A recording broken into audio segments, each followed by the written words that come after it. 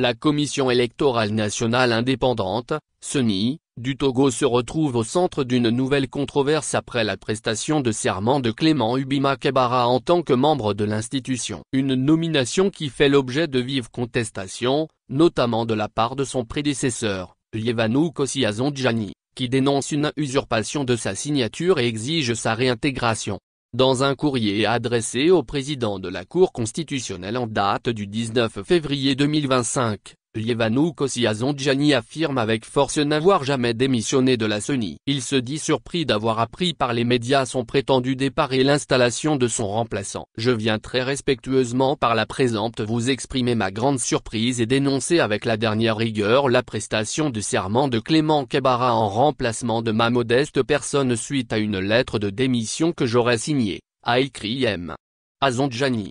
L'ancien directeur de publication du journal Le Dauphin, devenu membre de la CENI, assure n'avoir jamais signé un quelconque document attestant de sa démission. Sur l'honneur, je vous assure Monsieur le Président n'avoir jamais signé une quelconque lettre de démission, insiste-t-il dans son courrier.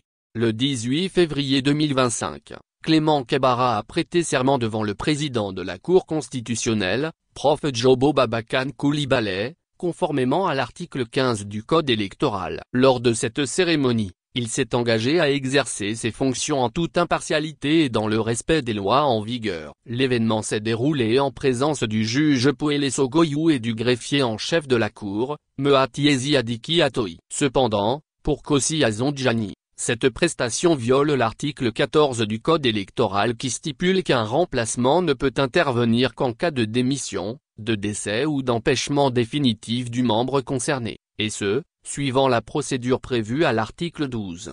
Cette fameuse lettre de démission déposée en mon nom ne porte pas ma signature. C'est une fausse lettre et donc cet acte est qualifiable de faux et usage de faux, dénonce-t-il. Aujourd'hui, il conteste avec vigueur son éviction et réclame sa réintégration. Dans le respect du serment que j'ai prêté devant votre noble institution, je demande, Monsieur le Président, eu égard à votre grande expérience, à être rétabli dans mes fonctions afin de continuer mon mandat, plaide-t-il. Avec cette plainte pour faux et usage de faux, la balle est désormais dans le camp du prof Djobo Babakan Coulibaly, président de la Cour constitutionnelle. Rappelons que Kossi-Azondjani a été élu en 2022 en tant que représentant du Parti démocratique panafricain, PDP, d'Innocent Kebara au sein de la CENI.